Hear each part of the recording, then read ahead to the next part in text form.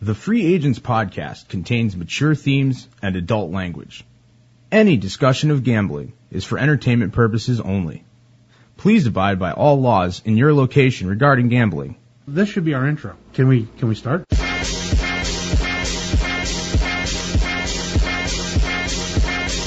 This week on The Free Agents. Welcome to the Free Agents podcast Monday action edition of our show. This is our new feature that we're going to bring you every week where we pull out and talk about all of the sort of gambling related topics for sports this week. So we have our very own Frenchy the Greek in studio, author of Frenchy's Files. How you doing, French? Good. And joining us, a new member of the team, Scott White. Scott joins us for all of your gambling action in Las Vegas. Scott, how are you doing today? Very good, thank you. Glad to be here. So we have a lot of action on the plate. What's first up, guys? Well, it was a big day yesterday. It was an interesting day. There was a lot of favorites, and on the year, I want to make this note before we get too far along, but faves are 84 and 72 to the dogs with 6 pushes. And the over is actually crushing the under right now, wow. 87 to 70 with 2 pushes. There was 9 overs yesterday and only 4 unders, so that always makes me speculative of the under tonight. But Scott kind of talked me out of that one on the drive over here today. But there was also something interesting that happened yesterday. Every dog that covered won yesterday, and that doesn't happen every week. And even last week, going back to last week, there was quite a few underdog winners. So think about all that money line action. You know, like it's a lot of money. It's a lot of profit if you're on the right side. That's huge. There's also only 2 away teams that won all day yesterday. The Oakland Raiders being one of them, and the Arizona Cardinals, which is kind of surprising. Very surprising. Not very powerful teams going on the road. Especially Oakland. I mean, yeah. Cardinals do have one of the better defenses in the league. Actually, I believe they're number 1 overall. So, you kind of expect them to go on the road and maybe give a team some trouble. Yeah. But Oakland was always a surprise to me, especially on the road. And I still don't even know who started that game yesterday. Who? For Oakland? Oh, for Some Oakland? guy? McLovin? McLovin? Oh, yeah, McLovin. I think his name is McLovin. McLovin? He was amazing. I mean, that had to be one of the shockers of the week. I mean, I was interested in Houston. I wrote about it in the blog at -7, but then when they declared Pryor was out, that line quickly jumped up to -10. It was actually pulled off the board in some shots for a few hours just so they could make the proper adjustment and prevent themselves from taking extra money on Houston. But you had to think that it worked out well for Vegas on that game because I think some people and some sharp guys were definitely betting the Houston money line there. Yeah, Houston in the power rankings was just a lot stronger than Oakland. A lot of people had them a lot higher. Case Keenum proved that once again, he really isn't a starting quarterback in the NFL with Matt Schwab coming back to relieve him in the second half there. And if you just watch the way the 2 teams played yesterday, it was complete opposite. The Houston wide receivers weren't going after anything. Every time a ball was up in the air, they just gave up on it when it got picked. And the Oakland team was just running around out there like a bunch of college kids playing the game that they love, you know? Yeah. And that was the big difference to me watching that game was one team just wanted it a lot more than the other. Well, that's good. It's good for Oakland, and it's nice to see this parity. It keeps happening though. Every week I feel there's going to be a huge upset or something happens that people don't expect to happen. But I think part of it is like we've always been talking about all year long. The public perception is driving a lot of these lines. So there's a lot of expectation out there week in and week out. So I think that means you're always going to find value going the other way. You just have to kind of sniff it out. Yeah, the books might have had a good day yesterday. Well, let's get to it. There's one game in particular that I thought was really interesting, and I'm pretty sure the books did well on, is the Bills and the Jets, because the line opened up at the Bills about -1. Is that right? Something right like that. And then it slowly just kept creeping the other way down to a pick to Jets +1 to Jets +1.5. And I think I even saw like a 2 out there yesterday, but there was just a flurry of Jets money. And again, I wrote about this in the blog, and I just like, I can't believe that this many people are on the Jets. in my eyes, I saw them as evenly matched. So anything under a field goal, there's going to be value for the home team. Buffalo being the home team, the line being -1. That's where I actually made my bet. And I was disappointed that it went the other way and I didn't wait longer. I just saw value of what I thought to be two evenly matched teams with getting, under a field goal. Yeah. Well, you couldn't think the line was going to get much better for you at that point either. I mean, no, I honestly didn't expect it to go full circle, but it's like, it's the public perception that drove that line. And the Jets get way too much press. They get a lot more than they deserve. And look what happens. Geno Smith's out of the the F-bomb. He's out of the freaking game. It's okay. You can swear. We can definitely swear. You know what? I was thinking about we need to work on maybe getting it out of there, but I'm getting all riled up about the Jets. That was the biggest public perception game of the week because everybody saw the Jets beat the New Orleans Saints the week before, 2 weeks before, then go on a bye, come out fresh, and we all saw the Bills go to Pittsburgh and get beat up pretty bad in that game. They just looked horrible. I mean, they got a touchdown with a minute to go in that game, couldn't move the ball at all. E.J. Manuel, I think, had his worst game of the year that year. But a lot of that was an abysmal game for.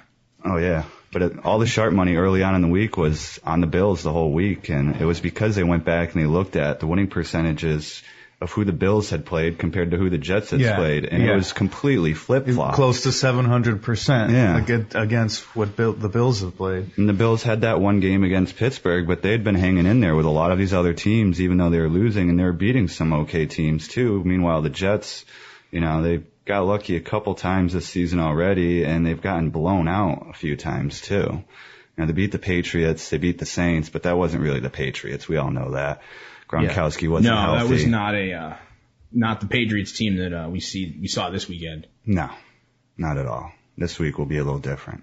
And this team hasn't even won consecutive games yet this year. No. And they had a winning record going into this, and someone was making the argument to me. It's like, the Jets, they got a winning record, He's like, and I threw out there that they were at a negative 62 point differential going into that game, and that number is going to be close to 90 now after yesterday's game. But someone came back to me and said, well, the Bills differential is something in the negative 50s anyways. But I came back with, well, they played teams with a good winning percentage, so it's okay, But it's just, I just can't believe why people get back this team right now. I mean, you have a rookie quarterback. You have an okay defense. I mean, it's actually better than okay. But in the long run, man, Jets are just fade material for me. Year in, year out, with some bias. I know I shouldn't be biased, but it's my one biased team against. I like him at home, and I think Geno Smith has shown that he can play under the right conditions at home, in control. He can make enough plays to win a football game, but I do not like him or any other rookie or young quarterback going on the road, period, in the NFL. That's just all there is to it. There's just too much to deal with when you go on the road that they're not used to, they're not accustomed to. It's harder to run your offense with 60,000 screaming people. You play at home, you get to go out there, it's a lot quieter. You get to run plays, a lot easier to call audibles. You can hear the coaches from the sideline. I mean, it's just a huge difference. Home field advantage in the NFL is the biggest in any sport to me. It's the comfort zone too, which we were talking about. Yeah. like players must have a better feeling of comfort when they're playing at home. Well, speaking of bias, there was another big bias play this week, and that's the Miami Dolphins. I think since that what was it, Monday night game last week? Yeah, Monday night against Tampa, the implosion, the incognito, everyone is like ready to fade them. And I should have been smarter than this and actually took them here because it didn't dawn on me until the game was going on. I'm like, they got me. Because that was like an 80-20 split. Was that right, Scott? Yeah. It was close. It was damn near close to it. I think it was one of the highest splits. And there was nothing but San Diego money in that game. And what raised the warning flag is that San Diego money came in early and it came in hot, and the line was -1 with the Chargers on the road at a 1:00 game. Oh no, they did move it to 4:00, but still Chargers on the East Coast, and the line didn't move. It went up to 1.5, and then I think on Sunday or late Saturday night it finally went up to your 2.5. Did it finish at 3? I'm not quite sure, but I know it didn't go up till the end, which was interesting. But either way, it should have raised a warning flag to a lot of people that if they're this good, then why isn't the line going up more? And they did have hopes for a potential wild card spot, but with this loss, that was a must-win game for San Diego. They have a very, very tough schedule the rest of the way out. They have to play Kansas City twice, the Bengals once, the Giants, who have been hot, and then Denver once. Their only real cupcake game left is Oakland, and that's divisional. And those teams hate each other.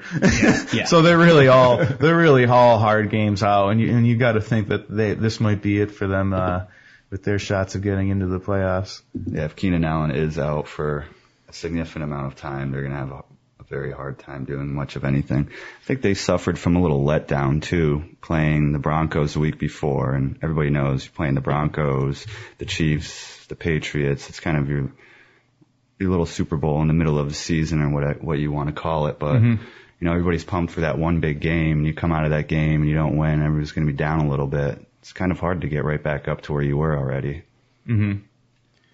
Well, they're definitely going to have to dig deep. So the other public consensus game of the week was Detroit Lions coming into Tornado Alley, or damn near close to it. Granted, that game wasn't as windy as some of the other ones, but Detroit was a heavy public consensus since their win over their hated division rival last week. Then they came off their bye the week before. Then the week before that was that crazy game against Dallas that was fresh on the public's mind, especially after their bye going into that Chicago game. But it's the same kind of thing here. This line, I think, we had another 80-20 split, but did it end? It was at 3 most of the week, though. Was it not? We'd have to find some sort of history here. It was definitely a 70-30 game with the tickets being on the Lions. Yeah. Everybody loves the Lions just because they can put up so many points, but they can also turn the ball over a lot, and that's what they did in this game. 2 fumbles, 2 loss. Stafford throws a pick. Roethlisberger doesn't throw any. They don't turn the ball over. They control the ball for more of the time, and they end up getting the win thanks to great coaching there by Schwartz, too.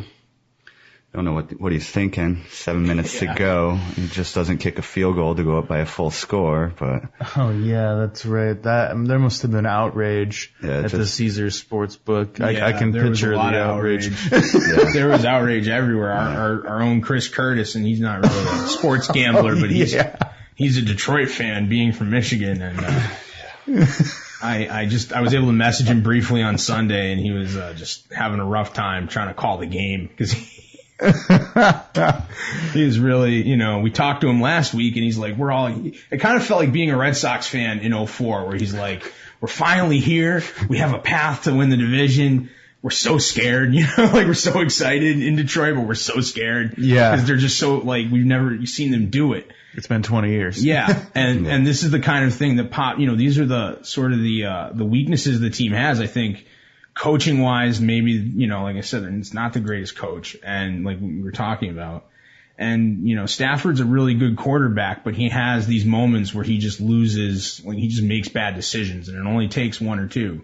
I saw a few of them in that game, to just totally blow a lead like that. Yeah, they only played 1 quarter of football yesterday. They scored 27 points in the second quarter and the zeros in the other 3. Oh, let's go! Yeah. I think Stafford only completed 3 passes in the second half. Johnson didn't have a single reception.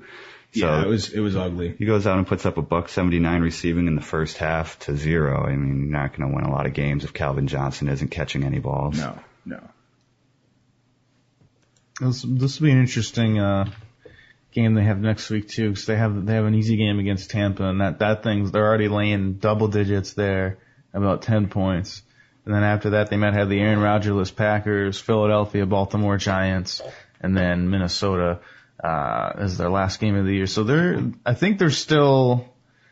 still kind of like them as my NFC North pick. I know Chris Curtis might disagree, and he's warned me not to hold out on them, but I still like them. I really hope they make the playoffs. I think, it's a good story. It'll be good for the city and everything. Yeah, I'd like to see it. We definitely have some other Lions fans who are fans of the show and stuff, so we'll be rooting with you guys. I wish Schwartz would just come out and say what he did was wrong instead of trying to defend it, because that's all he's going to do all week.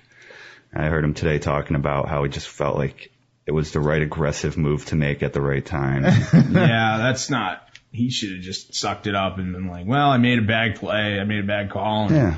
If you're going to go for it, go for it. Put your team out there. Yeah, like just say it. Just be honest. See, he doesn't have the same clout as like a Bill Belichick does, where like he's regarded as this great coach, and people just kind of have to, when he doesn't want to tell you anything, that's it. Like, well, it's hard to take him serious after the handshake incident too. You know? Oh yeah, that's right. The famous dodge. Yeah. So there's one other game. There was a huge line swing in, and that was the Atlanta Tampa Bay game. And believe it or not, Tampa Bay ended up a favorite. And it didn't start that way, but there was major movement in this game. So some of the sharp money must have been on Tampa, but the public was driving this line the other way. Well, not that it was driving this line, but people were backing the Dirty Birds, and then sharps were on Tampa, and then that's why you saw the adjustment. I don't think the sports books would adjust too much if public money was all over Tampa. No, and there's no reason whatsoever for the public to bet Tampa Bay this week. No, it was complete sharp money coming on Tampa Bay.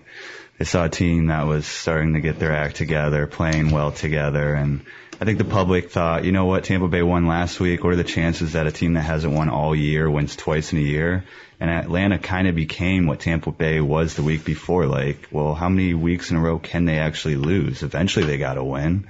And if they're going to win, it's probably going to be against Tampa Bay. So I think that's where the public money was coming in on. Like, okay, well, they're not just going to lose every game for the rest of the year. This is a team that lost 3 games last year. So the public perception can be a little weird.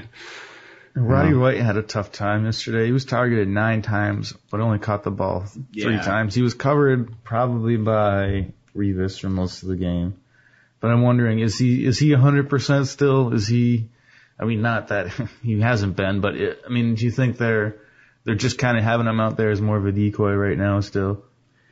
I just think that he's better than what they have after him. Even hurt. A hurt Roddy White is better than whoever the next guy is in line, because at least he knows the routes. He knows where to be. So he'll get his, 4 or 5 catches a game for 50, 60 yards, whatever it is. But yeah, he's not Roddy White from last year or the year before at all. And this game was pretty much over with when a lot of these points even got put up by Atlanta. They scored 2 touchdowns in the fourth quarter, and it was over with at that point. Yeah, it was garbage time. Yeah, they didn't really care. I'm pretty sure the guys who were out there playing defense for the Bucs at that time had never stepped foot on an NFL field in their life during a real game situation, because they're up by 41. What is it, 41-14 at that point or something? It was just ridiculous. The Falcons look horrible. The injuries have just added up. Awful. It's just all year. They're just injury after injury after injury. And they're a team moving forward that they're still gonna have the public perception label to them. I think people don't want to let go. Maybe this loss will help them rationalize that decision of like, all right, let's stop betting on this team. But there's still like a group of people I think out there that still think that they're a good team. And they have a tough job this week. Thursday Night Football at home against New Orleans. But in coming weeks, I want to see what some of their matchups are. And I'm still interested to see what the lines, because, you still might be getting good value on the dog. And we're fading Atlanta, really. Well, I've seen that line already move to 3 points in some places just because of yesterday. It started at 7. It's already gone up to 9, 9.5 in a lot of places that I've checked. And that's just because when you get blown out by 20-something points to the Bucs. And it's going to move the line. Yeah, New Orleans wins a tough game against San Francisco. All of a sudden, New Orleans is Superman, and they're invincible, and Atlanta just can't beat anybody. So that game last night was quite the game. I tried bucking the New Orleans at home against the spread trend. And you warned me, Scott, earlier in the week. I think we all kind of mentioned that. And a couple of my friends said it. And, I was like, I bucked the over trend on the Broncos the week before with the under. I want to try it 2 weeks in a row. And I ended up with a push. but I'll take it. But buying the hook, that's where you buy the hook sometimes. But that they had it. San Francisco had it in their hands.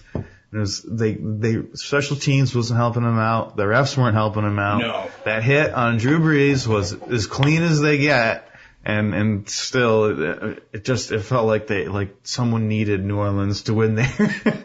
But the money line bettors, that was an interesting game in terms of that, because they were giving relatively good odds on San Francisco there, and I did not sprinkle anything on the money line yesterday, but I'm sure there was some professionals in Las Vegas that did.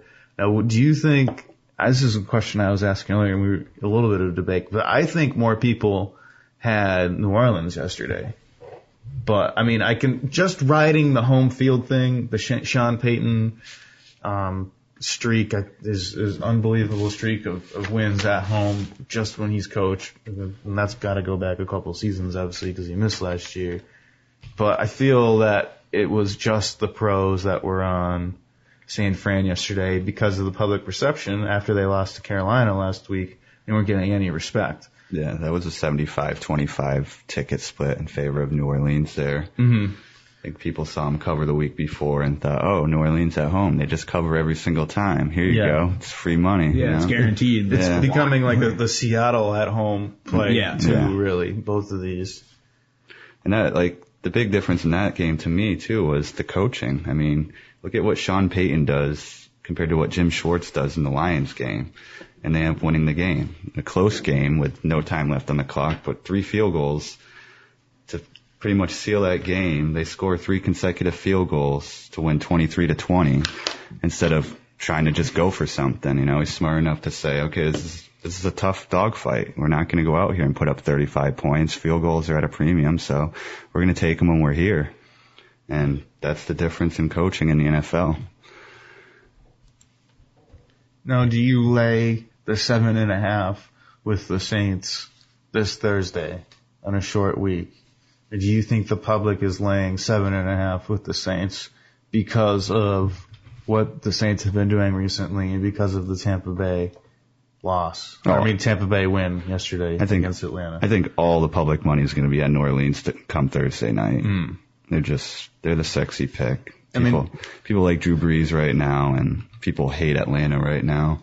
And I think that's why that line went all the way up to 9, because they know there is so much public money coming in on New Orleans Thursday night, it being the only NFL game of the day. That I think that hanging a 7 at first, I think, was a bad idea, because all the money that they got on the Saints at 7 is just a potential push, but it's money they could be making. So I'm surprised they didn't just come open with the hook right away, 7.5, and try to sweep up more there. But you're right. I think this line will get up to 9 and stay there, just also to prevent teaser bets. And I think, especially in primetime games, a lot of bookmakers, probably more so in Las Vegas than online, but you know what? It probably goes both ways, but they want to protect themselves with teasers. So by having a 9.5, that prevents the teaser from getting under 3. Or if he does, he's got to buy it up, and then they can get their extra juice on him, essentially, with a 7-point teaser. But I feel like we're going to see a lot of teaser prevention in games, in games like this with road favorites. Yeah, I like New Orleans at 7, but it just seems like such a sucker bet, too. I mean, they're coming off of a game where they just played the 49ers, and that was a very physical game. Everybody saw Drew Brees take that hit and fumble the ball, which they then gave it back to him because they like them more. But the Falcons had a letdown game, and this happens in the NFL a lot. Teams just keep having letdown games, eventually have to bounce back. And in a short week traveling after playing the 49ers, the Saints could have a letdown this week. Looking ahead to Seattle next week, too, having to go up in Seattle and play a tough game up there. Yeah, definitely a look ahead. So I think the play there would just let the public just push that number all the way up and then just grab it, Grab something at the end. Yeah. Grab double digits maybe. Yeah, just before kickoff. If you could grab double digits at the end, I'd feel more comfortable. And you get home team in a divisional game. Granted, Atlanta's probably their season is done, but they would love to to beat this team. No, this is their Super Bowl every year when these two teams play. They come out and they do whatever. Matt Ryan's proven that every year that he doesn't care about winning in the playoffs. That's why he only has one playoff win in his whole career. He just cares about beating the Saints. Well, there's one other game we haven't talked about yet from this week that we have to, and might be the biggest game of the week. That was Kansas City and Denver last night. What did you guys take from that game? Peyton Manning's really good. I mean, not to get touched by that defense. That, to me, that was the biggest thing. He was still able to pick them apart. He didn't get knocked down once. He didn't get sacked. You can say what you want about their offensive line, but when the quarterback holds onto the ball for too long, that's when they usually get sacked. And he was smart enough to know that he just needed to get the ball out, and he did a really good job of that last night. He got out of his hands. Going forward, I don't know how injured Wes Welker is, but that could be very serious for him. I mean, yeah, concussions are never good. Yeah. It bums me out because I'm going to the Denver Pats game this weekend. Oh, the return of Wes. Yeah, I know. Yeah. Hopefully the return of Wes. He was going to be there. I thought Kansas City looked pretty good, though. They were able to run the ball decently well. I mean, it wasn't anything crazy, but Jamal Charles still had 70 yards. And the big play there was early on when they fumbled the ball and they just gave it right back in the very next play. Yeah. That was going to be huge. That was the difference maker that they needed. Yeah, the Broncos go 80-something yards down the field to score a touchdown, go up 7-0, and just never look back. If Kansas City can hold on to that ball, get in the end zone, even kick a field goal at that point, it's such a huge difference, because then later on in that game, with about 6 or 7 minutes to go, in the 41, they decide to punt, which I just didn't understand. You're down 10 points. You have the ball at the 41. Ryan Sukup, I mean, he's not the greatest kicker, but I got to think that he's your best shot from there. And you hope to kick the field goal, get a stop, and then get a touchdown to tie the game. You know, what are you really trying to do? Pin Peyton Manning back, which you haven't done the whole game.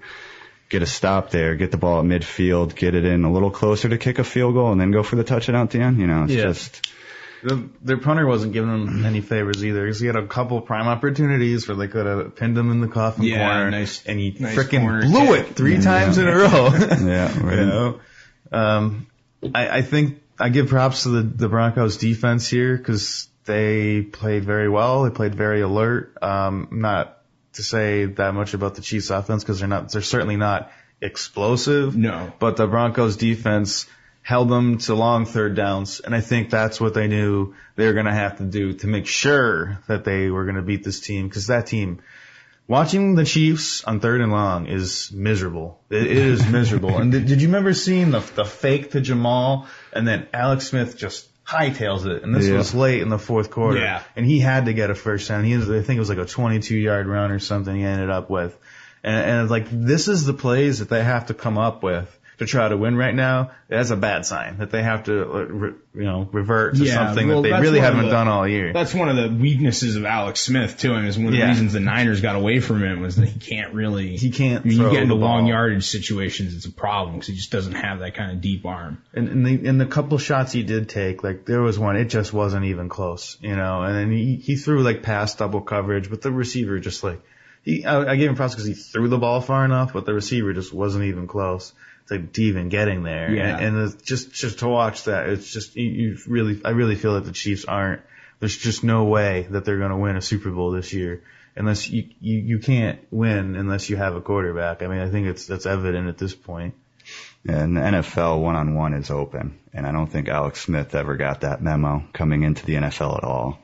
I heard something today that 45% of his incompletions are throwaways, which means he's getting rid of the ball. He just gets rid of the ball. He immediately. If there's somebody next to another wide receiver, he just doesn't like it, and he just doesn't like pushing the ball down the field and giving his wide receivers a chance to fight for the ball, and that's what you have to do in the NFL. And that's what I feel like Peyton Manning has been doing great, but guys like Joe Flacco over the past couple of years, and there's other quarterbacks out there too, Matthew Stafford, these guys, they're willing to take the risk because they know they have guys who can make plays, who will go up and fight for the ball, and that's what you have to do in the NFL.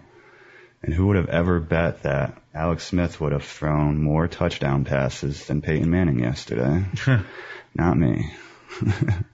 Now, I'm from this game. I'm going to take a bit of information and save it for 2 weeks from now in the rematch. So I read an interesting article Saturday night about divisional battles the second time they play, and the idea of it was to fade whatever happens the last time. So if the over came in, go under. If the favorite won, take the underdog. And I think there'll be extra value on the Broncos for when they go to Arrowhead that week. Granted, we still have this Patriots game coming up next week on Sunday night, and that's going to be a huge determining factor what the line will be. But still, I feel like we might get a good number in Arrowhead, which is a great home field. And I'll be looking to bet the Chiefs that game. I know it sounds a little crazy right now after we just broke down and analyzed that game, but no, I feel like if they're close when these divisional games are sandwiched. The public, they're not going to forget about this game last night. And I think, KC's going to be a different scenario. I mean, I think part of KC's problems in Denver was being on the road. We don't talk a lot about how noise affects defenses on the road, but it does. Usually you hear commentators say, oh, well, it's really the offense that suffers because they have trouble audibilizing and stuff like that. But communication breaks down for the defense as well. And Denver's going to be playing in KC. There may be weather. I don't have a weather forecast yet for then, obviously, but if they get any kind of inclement weather, it's cold and rainy or snowy, that's going to slow Peyton Manning down. He has a hard time throwing in bad weather, especially with his ankles being bad and a lot of his joints and parts of his body being old and not good. So we've seen that before.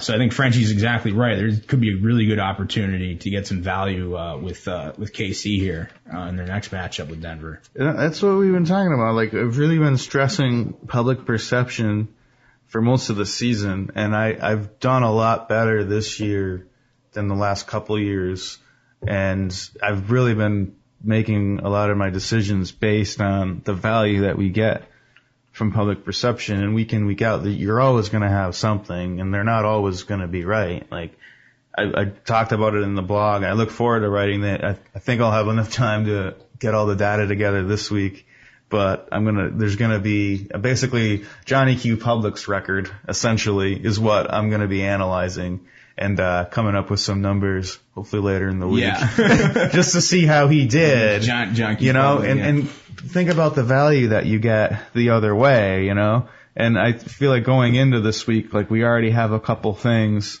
that we're looking about that Scott and I were talking about, and I think one of the first ones we have is Chicago, St. Louis. St. Louis is coming off of a bye. They're at home. Most likely Cutler is out, and Chicago is laying about a point so far. And I think Johnny is going to come in and hammer the Bears here. No, Johnny loves the Bears. Johnny just watched them win an overtime game against Baltimore Ravens where they down 10-0, and then the huge storm came. They came out, and this McCown guy is so much better than Cutler. Yeah, they'll be all over it. I see that game being -2, 2.5 by game time. And I just strongly disagree with that. I like what St. Louis has been doing the last couple weeks. They got Clemens in there quarterbacking. Zach Stacy's been running really good, and they're going to be fresh. I believe Jeff Fisher has the best record in the NFL as an underdog. Yeah, you're right. They're well coached. I don't like Kellen Clemens under center, but they've he's great. What are you talking about? They've shown they can cover games the last 3 weeks. Certainly with Clemens, they've gotten 2 out of the last 3, including the drumming of the F-bomb again. Sorry, edit. The drumming of Indiana last week, which we all saw, and then the Seattle game on Monday night a couple weeks ago, where they nearly beat them, and Kellen Clemens had multiple shots to throw a touchdown, which that's what he's supposed to do as a quarterback. Quarterbacks throw touchdowns. I don't know if he knows that yet. Yeah. But I think he's capable of doing it. But this team they can get to the quarterback, and I love it. Like, that Seattle game was great. they were all over Russell Wilson. 9 sacks, I think, in that game. Yeah, they got a great pair of defensive ends down there, and Robert Quinn and who is it, Long? Yep. Yeah, those guys have been really good. So this is definitely a wait and see approach with the Chicago games. We're already looking at St. Louis here. I feel with McCown under center, these teams are closer to evenly matched. Now the record doesn't indicate it, but the Rams still have 4 wins. So without Cutler in there, I mean, these teams are pretty close to evenly matched. So St. Louis is at home, and that would mean evenly matched would mean St. Louis -3. So anything under field goal going the other way is kind of value. So if we have Bears laying 2, that's a full 5-point swing going the other way. If you think they're evenly matched teams, you might give a point or 2 to the Bears there, but still, it still screams value. Well, Chicago did have 13 penalties for 111 yards this week too, so that's another reason to like St. Louis. The discipline of the coaching, and I'll take Fisher over Trestman any day of the week. So when I'm dealing with 2 evenly matched teams like that, not only do I like the home team a lot more in most cases, but I like to look at the coach. And Jeff Fisher has definitely done a lot more than Mark Trestman has. The Bears are ugly against the spread, and I'm just seeing this now. 2-7-1. That is as ugly as it gets. I always feel there's a regression towards the mean, so that does scare me a little bit if I was going to be backing the Rams. But it goes to show that just about how they've been playing. So our other game that we're looking at on a public perception angle is the Dallas Giants game. Dallas is off of a bye. And what are we dealing with here? About a field goal? Do we open 3? Are we at 3? I saw it open at 2.5 and come down to 1. And that was quick too, which means that's usually sharp money coming in and them adjusting the line as quickly as they can so they don't get beat too bad on one side. I think a lot of public bettors love to bet Dallas, obviously, and they see that Dallas is getting points, and they know that they're off of a bye, and they're going to come in and naturally bet Dallas here. I kind of like Dallas, too. People are also riding the Giants. Granted, they only beat Green Bay this week, but still, it's going to be fresh in their mind that they're playing better. They are. I mean, they are back, I guess, in the race for sure, but I still don't think that they're the juggernaut of what they were that won the Super Bowl. And they've pieced together 4 wins, 3 of them from, I guess, bad teams, which would be Aaron Rodgers-less Packers, the Oakland Raiders, and the Minnesota Vikings. And they squeaked by Philadelphia in that weird 15-7 game. But I think there's a little bit of overvaluation on the Giants right now. Was that the game Mike Vick started and then came out and Foles came in for relief? I think it was. Vick and Barkley. Yeah, Foles wasn't even there for that Foles game. That's why. Because Nick Foles is a winner. That's what he does. Check the guy's record. Yeah. This is going to be an interesting one. Did you see what Jason Pierre-Paul said too? Quote, blood will be spilled versus the Dallas Cowboys. Yes. The Giants always get up for these games against Dallas. It's kind of an old, one of these old NFC kind of rivalry games. And classically, a lot of these last few seasons where we've seen the Giants struggling at the beginning of the season is when they go to play Dallas or when they host Dallas that it's usually one of the games that they get up for and kind of gets them back into their season. So it's going to be an interesting game, but I think Frenchy's probably right. There may be some value here for Dallas because the Giants aren't they're at the end of the day, they're going to play better, but they're not the team that they were that won the Super Bowl, no doubt. No, not at all. Eli Manning just scares me right now. That's all there is to it. Every time I'm cheering for the New York Giants, and I just feel like he throws a pick six. It's turning into the new Matt Schwab. I mean, they have rolled off 4 in a row after starting 0-6. Well, he's not afraid to throw up a jump ball in the end. I mean, that's how they won that Super Bowl against the Pats, So, and in that scenario, that was the right move to make because clearly the Pats secondary was not going to they did not have the matchups to beat him. So it'll be interesting. I think that'll be a fascinating game this week. See, that's a game where I could see the public all of a sudden just thinking, you know what, the Giants are back. They've won 4 in a row. They're at home. I'm just gonna go with them, because they've more recently than not, they are the team that's won the Super Bowl a lot more recently, and they've won a couple of them with Eli, whereas Tony Romo finds a way to lose games. So I could definitely see a lot of public money coming in on the Giants in that game. What do you think about the Jets at Baltimore this week? Do you think people are off of the Jets completely because they tend to flip-flop and they're just going to come hard on Baltimore this week? Well, they've been flip-flopping wins, losses all year, so there might be some people playing that aspect like there's some hard truth to it, like, well, they lost last week, so it means they're going to win this week. But I think publicly, you'll see more money on Baltimore due to the fact that at least they got to overtime in the game where the Jets just got demolished by the Buffalo Bills. Yeah. And, Baltimore lost to a lot more respectable team in horrible conditions in overtime, so I definitely see more public money coming in on the Ravens, all depending on where that line is too, I guess. Mm-hmm. But I don't see it moving too far from 3 or 4 points. One other game we're interested in is Carolina, Miami. Again, it's going to make a difference what happens tonight. But since everyone hates Miami right now, there's already a line hanging for this game, and it's about 3.5. Probably will be on the move, I would say. Do you think there'll be any kind of value on Miami? Even though they're probably fade material, but you're gonna get good numbers on them the rest of the year. Do you agree? Do you disagree with my thinking here? What do you guys think? You could make an argument for each side. Either fade Miami every game, or they're gonna get extra value every game for the rest of the year. Yeah, I feel like they're just on a tumultuous downturn. Yeah, I don't see them really turning it around. Yeah. And it's not over in the long, for the rest of the season, it's not going to work in their favor. I think a lot of this, the line's going to depend on what happens tonight, though, with Carolina. If Carolina goes and rocks New England, then there's going to be a ton of money on Carolina for this game next week. So, if Carolina loses or they get blown out, or even if they lose by a small amount, it's probably going to stay pretty close.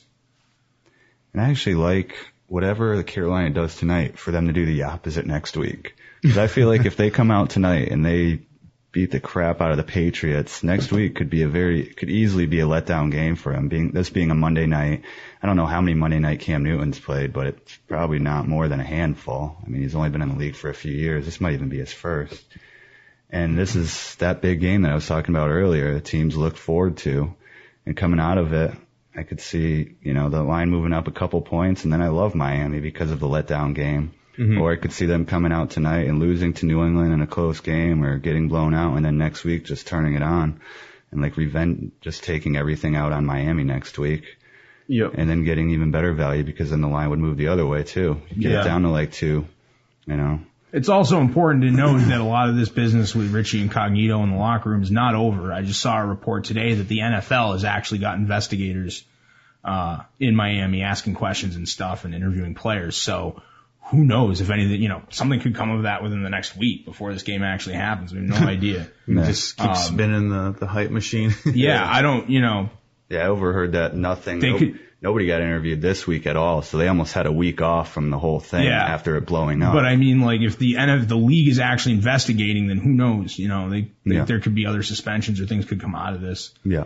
It'll certainly, like you said, keep the hype machine going, keep the press, focused squarely on Miami. So. Yeah, there's going to be a lot of questions being asked in that locker room this week. They took a week off to try to take in as much information about the case as they could, and I guess this is the week that they're actually going to be in their stadium talking to everybody from the players up to the management. So that could take away a little bit. Or it could help them. It could help them come together as a team even more. They looked okay against San Diego. They didn't look great, but they did enough to win that game. I completely agree with you here. If Carolina wins tonight, then we're going to see a 7-point underdog probably by the end of the week, and it's going to be a home underdog. I mean, that's a lot though. That might be overthinking, but maybe something like 6. I could see it going to 6.5. Mm-hmm. I mean, if the sharp money and the public money goes there, but I think the sharp money might come in on Miami in that game. Well, speaking of which, I know this pod won't be out until this game is over tonight. Yeah. So at this point, we're making fearless predictions. We can rip on you next week. Exactly. Yeah. What do you have for consensus numbers on the game right now, Scott? For the game tonight, I believe we're looking at about a 65-35 split, with most of the action going with New England. On the Pats, yeah. Yeah. More tickets on New England. Now that makes sense. I think Johnny loves Belichick off a bye. Johnny loves Belichick off a loss. And the public likes the Patriots in most scenarios. Johnny loves the Patriots on Monday night. Getting points, too, Yeah. remember. They're getting 3 points. Yes. So you're not just getting Tom Brady, the brand new car, you're also getting 3 points add into it. And the line opened at 1 immediately, and it jumped up to 2.5 for a little bit, came back down to 1. It moved a lot throughout the week, and it's pretty much stuck at 3 right now. Settled at 3 makes sense. I think the professionals in Las Vegas see these teams as evenly matched, with New England having most of its offensive weapons back and Carolina playing its best football in the Cam Newton era, that these teams are, in fact, evenly matched. So, like we talked about earlier, anything under a field goal for the home team is going to be value, hence why the Sharps grabbed up all the 1.5s, 2s, and 2.5s. What's your prediction on the game? Let's hear it. Let's go. Fearless predictions. Let's fire them out there. We'll know exactly. If you're listening, you'll know whether we were right or wrong immediately. So, I've been saying this. I said this in a regular show, and I've been telling everyone on Facebook. You know, I'm a Pats fan. Obviously, I'm rooting for him, but this is a matchup problem for the Patriots this week. Tonight, I'm concerned. You know, I know that Cam Newton, they don't plan to run first. You know, they're running a pass for. You know, he's going to pass. Most of the time, they don't want him just running amok, but they do take opportunities. When there are opportunities for him to run, he will run the ball. And this is a problem for the Patriots, with Will Fork out and with people being injured and stuff. That line may not be able to contain the QB. And if they can't, then that's going to be a huge problem for the Patriots, if they can't hold down the line, on defense. And so that I see as being a big issue. And then the Carolina, defense is really their best phase of the game, really. I mean, they're the second rated overall defense in the league right now. And they can get to the passer, and you've seen, you know, that's usually what, for any quarterback, but especially Tom Brady, we've seen when he really starts to get hurried and they're not able to protect him, you know, things break down for the offense. Having Gronk there will be great, and, you know, hopefully he's healthy and everything, and that makes a big difference for him. Having that security blanket, because he just doesn't have a lot of other targets that he's really confident with. Mm-hmm. You know, so it'll be it's going to be a really interesting game. But I'm scared. I'm scared, as they would say, as a Pats fan. So me too. As a Pats fan going into this game, it just reminds me of that Jets game where we just couldn't do anything, and the Cincinnati game where we couldn't do anything, and that was because of that front seven. Yeah. And that's exactly what Carolina brings. That front seven is probably the best in football, in my opinion. They've just drafted so well over the years. And New England's strong point, which is throwing the ball, is going to be tough if Tom Brady's getting hit, you know. The key to them is just getting the ball out quick tonight. Quick screens, quick outs, you know, still being able to run the ball. Even though I don't think they're going to have great success running the ball, they need to be able to run the ball on this team, because that'll open up things a little bit for Tom and maybe get the pass rush off of him. Yeah. Another key fact tonight is the secondary of New England is just decimated right now. And as you know, Cam Newton is completing at 67% rate, which is great and everything, but he's not a huge passer. They're more of a well-balanced team where they pass and run. But with that secondary, with so many injuries out there, they're down 2 of their starters. Talib is back, but I don't know how healthy he's going to be. He might be limited tonight. He might be able to get to 300 yards passing tonight, and if he does that, then I don't think the Patriots have a chance. My prediction for tonight is that the Patriots do get the ball out quick enough and we play good enough defense and get some turnovers. And I see the Pats winning 27-24, along with the Johnny Q Publix. You like the high. We're going high. I do like the high. I just think another week off for them to practice and really work on stuff where Tom can get the ball out in 3 steps is going to be a huge factor tonight. If you can do that, I see the Patriots able to move the ball on this defense. And coming off a game last week where they played San Fran, I look for a little bit of a letdown for Carolina. I think they got beat up. Whenever you play another physical team like that, it's a huge disadvantage against a team that just had a week off to do whatever they wanted to and get healthy. You're right, and that was their franchise win in the Cam Newton era. Oh, yeah. Last week. 10-9. So if you talk about blowing your load on a game, and this is it. I mean, this was easily Cam Newton's biggest win.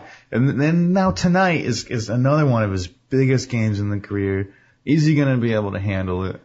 We're going to have to wait and see. I'm leaning taking the Pats here. It's going to be a last minute play. Usually I should just stay away when it comes to these kind of things, but I'm going to feel like there's a gun to my head when the game gets a little closer. And we were driving over, and I was saying to Scott, I'm like, I think I'm going to take the under tonight. Like, I think I am. And you talked me out of it by the time I parked here. But I'm still a little scared, like you said, with that front seven. And I was watching that Bengals game. That thing was horrid. I watched that Jets game, and that thing was horrid too. So it's just that worries me. But AFC to NFC, maybe that makes a difference. In AFC to NFC, there's a massive overtrend going on. It's close to 75%. I don't have the exact numbers in front of me, but this year so far, all those matchups they're just going over the total, left and right. So I guess I'm going to lock it in. I'm going to recommend the over. The over. and we'll see what happens. We'll see what happens next week. Anything else to note? We had a couple of props we were looking at too. Kind of like Cam Newton, over 230.5 yards passing. Seems like a low number. That's really low. Yeah. Do you know what his average is per game? It's probably only around 240. Yeah. You know. It's, I can't, it's such a passing league too, right? Like even it's like a second tier passer should be able to put up more yards. 1970 on the year. 7.3 per attempt. I can't get a whole game stat. 62% completion percentage. So those are all good things. Yeah, I mean, a lot of that's just their play calling balance, and also again the fact that they, a lot of the defense is a big part of how they win games. Yeah, it's huge. Which is kind of a shocking thing to say in the modern league, but they're getting it done. So he's only gone over 230 3 other games this year, and that's not really going to deter me from it too much. I like to look at the history type of thing, but you can't put all the stock into that. It's definitely a play we're going to look at. Another one we were looking at was a Steve Smith over under on 60 yards receiving. We kind of like the over there too, just because he's a big play waiting to happen. Like Scott said to me earlier, if Talib isn't 100%, that seems like a good play, and the fact that Talib is a big physical guy. Steve Smith is small, so it will be an interesting matchup. Talib might have him physically, but Steve Smith might be elusive enough to get away. Yeah, he may allow him to run off one-on-one coverage. Yeah. I just, with the problems in the secondary for the Patriots, I like the over 230 and I like the over 60. Mm-hmm. I mean, even if they roll coverage on Steve Smith and they end up playing Talib more on their tight end, and Brandon LaFell, I like the overs in both of those. Very good. Well, does anyone have anything else to add today? No, I don't. I think we got to everything. I think it went good. It always goes by faster than I think it does. That was almost an hour. Yeah, we got an hour in. Yeah. So I think I love New Orleans in 2 weeks at Seattle to be the first team to beat them in Seattle. Ooh, in a big, while. Bold prediction. Yeah. San Francisco has this 2 week after effect on teams where they pretty much always win the second week after they played them and lose the week after. So I'll see if that holds true. Very good. Yeah, we'll keep an eye out for that. Well, I think that will wrap it up for the Monday action edition of the Free Agents podcast. So it was fun. Yeah, thank you, French, and thanks Scott for being here. And we'll you can catch the regular show later in the week, and we'll be bringing you this Monday's action edition of the podcast as well every week. So thanks a lot for listening. You can find us on freeagentspodcast.com, on Free Agents Sports Podcast on Facebook. And we're also on Twitter, YouTube, and really everywhere else that people use social networking. So just go to our website and you can find all our links to your favorite social networking site right there.